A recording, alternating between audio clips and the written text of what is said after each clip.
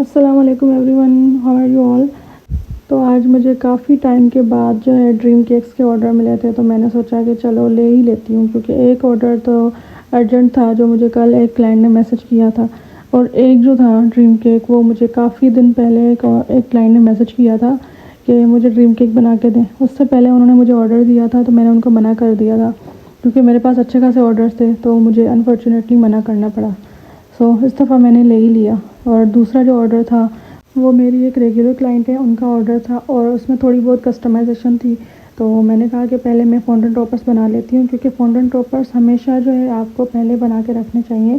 क्योंकि अगर आप अभी गर्मी है, ज़ाहिर सी बात है, अगर आप अभी जो है फॉन्डेंट टॉपर्स बस बना के और डायरेक्ट आप केक पर अप्लाई करेंगे तो वो कभी भी केक पर टिकते नहीं हैं। तो उस वजह से पहले आपको जो है उसको मैक्सिमम 5 से 6 घंटे जो है बना के और फिर ड्राई करने के लिए रखना होता है। अच्छा, ड्राई कैसे करेंगे उसको, उसमें अगर आप टाइलोस पाउडर ऐड करेंगे तो फिर वो अच्छी तरह से जो है आपके टॉपर्स बन जाएंगे और कभी भी ख़राब नहीं होंगे। और अगर आप टाइलोस पाउडर मिला के और 5 से 6 घंटे आप अगर उसको सुखाने के लिए रख देंगे ना, तो ज़रूर आपके जो है ना टॉपर्स अच्छे बन जाएंगे और ईज़िली जो है केक पर अप्लाई हो जाते हैं।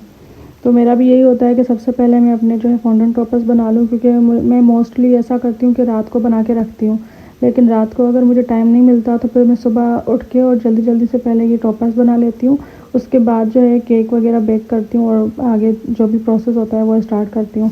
वैसे तो मैं रात को स्पॉन्जेस बेक कर लेती हूँ, लेकिन अभी मसला ये है कि लाइट नहीं होती रात के टाइम, मतलब 5-5 6-6 घंटे हमारे सिटी में नहीं होती लाइट, तो इसी वजह से फिर मुझे सुबह ही बेक करने पड़ते हैं। वरना मेरी कोशिश होती है कि मैं रात को बेक करके रख दूँ और अच्छी तरह से उसे फ्रीज़ करूँ, ताकि जो है उस पर फ्रोस्टिंग अच्छी तरह से हो पाए। क्योंकि अगर आप फ्रेश जो है अगर इस पर स्पॉन्जेस बेक करेंगे तो उस पर अच्छी तरह से फ्रोस्टिंग नहीं होती। क्लाइंट ने जो मुझे रेफरेंस पिक्चर भेजी थी वो मेरा ही बनाया हुआ केक था, पहले मैंने ही बनाया था। तो उन्होंने कहा कि मुझे सेम एज इट इज़ ऐसा ही बना के दें, लेकिन 1 पाउंड में। जो पहले मैंने बनाया था वो 1.5 था, तो उस वजह से वो हाइटेड दिख रहा था, लेकिन ये 1 पाउंड था, तो इस वजह से फिर मैंने छोटा सा बेस ले लिया।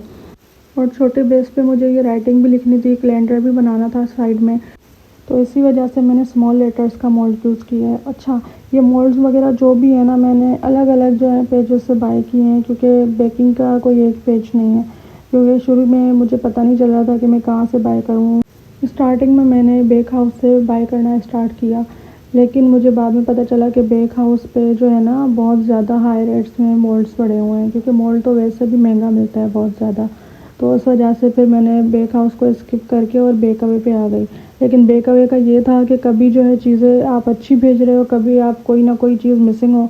अब तो जा के काफ़ी उन्होंने जो है अपने आप को सुधारा है, वरना पहले तो बहुत बार गलतियाँ करते थे, बहुत बार किसी और का पार्सल मेरे पास भेज देते थे, फिर मेरा पार्सल किसी और के पास। और यहाँ पे नहीं, यहाँ से मतलब मेरा पार्सल जाता था पंजाब और पंजाब वालों का मेरी तरफ आ जाता था, फिर मुझे बहुत मुश्किल होती थी। फिर मुझे वापस जो है वो उनको टीसीएस करवाने पड़ते थे, तो बहुत मुश्किल हो रही थी। फिर मैंने बेकअवे से भी बाय करना ख़त्म कर दिया। फिर मैंने अलग अलग जो है पेजेस देखे, फिर बस अलग अलग जगह से मैंने मोल्ड्स वगैरह ले लिए। तो मैं बस यहाँ पे जो है बोज वगैरह बना के रख दिए थे। उसके बाद जो है ये हार्ट्स वगैरह थी, ये निकाल रही थी। अच्छा, आप लोग ये सोच रहे होंगे कि हर चीज़ तो है मोल्ड से निकाल रही है, तो कौन सी ये बड़ी मुश्किल बात है। क्योंकि जो बंदा देख रहा होता है, मतलब आप सिर्फ वीडियोस में देख रहे हैं, लेकिन यहाँ पे जो सामने मुझे देखते हैं ना काम करते हुए, तो वो हैरान रह जाते हैं कि इतना टाइम लगता है, इतनी मेहनत लगती है। अगर आप मोल्ड से भी निकाल रहे हो ना, तो उसमें भी आपका बहुत सारा टाइम लगता है। तो हर चीज़ में ही मेहनत लगती है। अच्छा, केक्स को जो है मैंने ऑलरेडी क्रम कोट करके रख दिया था। इनको चाहिए था चॉकलेट केक, तो अभी गर्मी है तो मोस्टली जो है मैं चॉकलेट फज फ्रॉस्टिंग यूज़ कर रही हूँ, क्योंकि चॉकलेट मूस जो होता है वो अगर उस पर फॉन्डेंट टॉपर्स होते हैं, या वैसे ही जो है ना गर्मी में अगर मैं अपने घर से उनकी तरफ अगर डिलीवर करवाती हूँ तो वो फिर जो है बिल्कुल मेल्ट हो जाते हैं। तो उसी वजह से फिर मुझे जो है पहले ही क्रम कोट करना पड़ता है और उसको जो है चॉकलेट फज फ्रॉस्टिंग से क्रम कोट करना पड़ता है।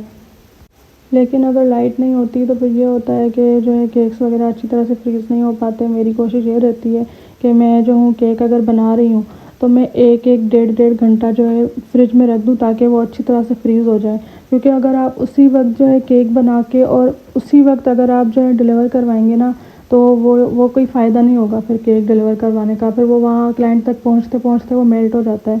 तो इसी वजह से इस बात का आपको ध्यान रखना है। अगर आप केक बना रहे हैं तो आपने ज़्यादा से ज़्यादा 2 से 3 घंटे, चलें 2-3 घंटे भी नहीं, 1 घंटा भी अगर आप फ्रिज में रख देना उसे, और फ्रिज को आप खोलें ही ना, अच्छा, काफ़ी लोग ऐसे करते हैं कि अगर जो है उनके पास हम केक भिजवाते हैं, तो वो ऐसा करते हैं कि पूरी रात जो है फ्रीज़र में रख के और दूसरे दिन जो है केक कट करते हैं और फिर हमें शिकायत आती है कि आपका केक जो था बिल्कुल ही वो लिक्विड ही था, अंदर से जूस निकल रहा था, उसमें पता नहीं क्या था, मज़े का नहीं था ये वो।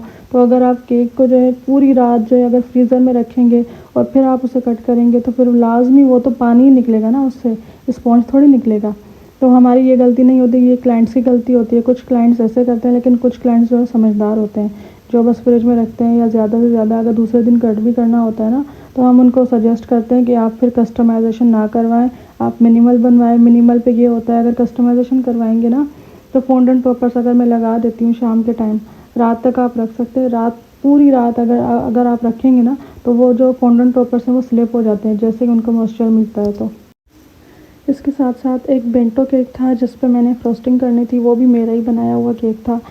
तो बेंटो की जो है मैंने फ़ाइनल कोटिंग कर दी थी, उसके ऊपर मुझे ये पिंक शेड लगाना था। पिंक में ये था कि पहले लाइट पिंक था, उसके बाद उसमें थोड़ा-सा जो है पिंक शेड और मिलाना था और दूसरी लेयर लगानी थी, और तीसरा जो शेड था उसमें थोड़ा-सा पिंक और ऐड करना था, और उसके बाद जो फ़ाइनल शेड था उसमें मैंने थोड़ा-सा ब्राउन कलर मिक्स करके और फ़ाइनल शेड लगा दिया। उसके बाद जो है मेरा मोस्ट फेवरेट काम होता है राइटिंग लिखना, क्योंकि राइटिंग लिखना मुझे बहुत पसंद है। शुरू-शुरू में राइटिंग लिखने में बहुत मेरे हाथ काँपते थे, लेकिन अब अल्हम्दुलिल्लाह मैं लिखना सीख गई हूँ। तो एक कस्टमर थे, वो मेरे पुराने कस्टमर हैं। उन्होंने कहा कि जो है मेरी मंगेतर मुझसे नाराज़ हो गई है, तो आप मुझे एक सॉरी वाला केक बना के दे दें और बेंटो छोटा-सा केक। और यहाँ पे अनायज़ा आ गई थी, वो हमेशा आती है, पूछती है आप ही क्या कर रही हो, क्या कर रही हो? आते ही मेरे सामान में हाथ डालना शुरू कर देती है। और बेकिंग की चीज़ों में इनका घुसना तो बहुत ज़रूरी है, तो मैंने उसे वहीं पर ही डाँटा और कहा कि यहाँ से जाओ प्लीज़, मुझे काम करने दो। ये दोनों जब ट्यूशन पढ़ लेती हैं उसके बाद डायरेक्ट मेरे पास आती हैं, पूछती रहती हैं क्या कर रही हो, क्या कर रही हो? हमें भी ये काम करने दो, लेकिन बच्चे हैं तो बच्चे तो यही काम करते हैं ना। खैर, इन्होंने कहा था कि आप सॉरी के साथ कोई भी क्यूट सा वर्ड लिख दें ताकि वो मान जाए। तो मुझे समझ नहीं आ रहा था, मैंने सॉरी माय लव ही लिख दिया, क्योंकि अगर इतना क्यूट सा कोई बेंटो अगर देखेगा तो ज़ाहिर-सी बात है मान ही जाएगा। तो बाकी इसकी डेकोरेशन रहती थी वो मैं कर रही थी। डेकोरेशन के साथ-साथ जो है इस पे एक रिबन लगानी थी और ग्लिटर लगाना था। अच्छा, काफ़ी लोग पूछते हैं कि आप ग्लिटर कौन-सा यूज़ करती हैं, क्योंकि केक्स पे जो है ग्लिटर बहुत अच्छा लगता है। शुरू-शुरू में बेकअवे से ग्लिटर बाय कर रही थी, लेकिन वो बहुत ही थर्ड क्लास थे। बेकअवे के भी और बेक हाउस पे भी जो है ग्लिटर अच्छे नहीं मिलते, तो फिर मुझे एक पेज मिला sprinkles bye violet.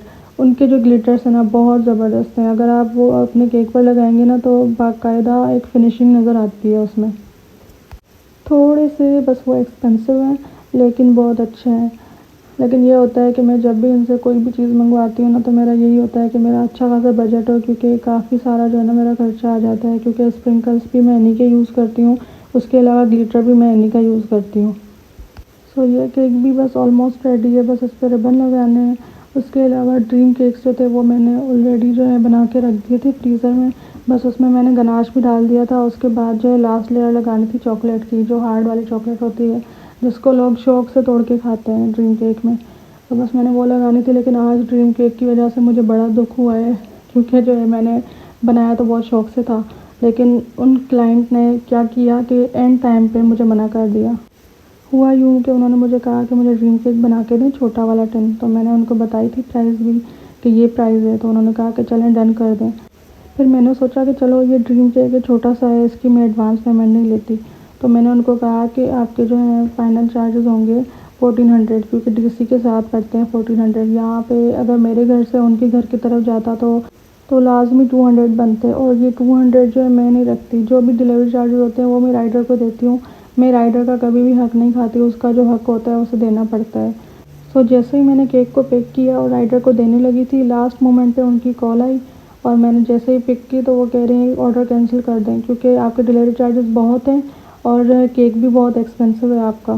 For a moment I just froze कि डिलीवरी चार्जेस जो थे सिर्फ 200 थे, और केक जो है ऑलरेडी प्राइस कॉस्ट पे बनाया था। मैंने अपना इतना टाइम लगाया, मेहनत की, उसके बावजूद भी उन्होंने कैंसिल किया। मुझे थोड़ा सा बुरा तो लगा, क्योंकि राइडर जो थे वो दरवाज़े पे आके खड़े हो गए, तो उनको मैं केक हैंड ओवर करने ही लगी थी कि उन्होंने कैंसिल कर दिया। लेकिन फिर सोचा कि चलो खैर है, बस ऐसा होता रहता है कभी कभार। मेरी लर्निंग ये थी कि हर कस्टमर मेरी मेहनत को नहीं समझ सकता, लेकिन मुझे अपनी डेडिकेशन नहीं रोकनी चाहिए। लेकिन ये केक्स जो हैं मैं पैसों के लिए नहीं बनाती, अपने दिल से बनाती हूँ और दिल से मेहनत करती हूँ हर केक पे, चाहे ब्राउनीज़ हो या छोटे मोटे कप केक्स हों। हर चीज़ ही टाइम लेती है, हर चीज़ में मेहनत लगती है। अगर आप भी किसी छोटे बिज़नेस का ऑर्डर दें तो उसकी जो है प्रोडक्ट नहीं, उसकी मेहनत भी देखें। टाइम बहुत कम बचा था और जल्दी जल्दी में मुझे रेडी करने थे, तो बस मैंने ड्रीम केक्स भी रेडी कर लिए और उसके अलावा मुझे ब्राउनीज़ बनानी थी, तो ब्राउनीज़ भी मैंने बेक करने के लिए रख दी थी। और ब्राउनीज़ वैसे भी बिल्कुल फ्रेश खाई जाती हैं, तो मैं लास्ट में बिल्कुल ब्राउनीज़ बनाती हूँ। और ब्राउनीज़ का ऑर्डर भी मुझे मेरी रेगुलर क्लाइंट ने दिया था, वो भी अर्जेंट था। तो बस यहीं तक थी मेरी आज की स्टोरी। इंशाल्लाह फिर नेक्स्ट वीडियो में आपको बताऊंगी, मैं जो भी बनाऊंगी हर चीज़ आपको दिखाऊंगी और मैं कोशिश करूंगी कि जितना हो सके आपको इन्फॉर्मेशन दूँ बेकिंग के लिहाज से। तो बस इनके जो है 14 पीसेस मुझे बनाने थे, तो मैंने 14 पीसेस जो है छोटे बॉक्स में डाल दिए और इसके ऊपर जो है चॉकलेट स्प्रेड कर दी।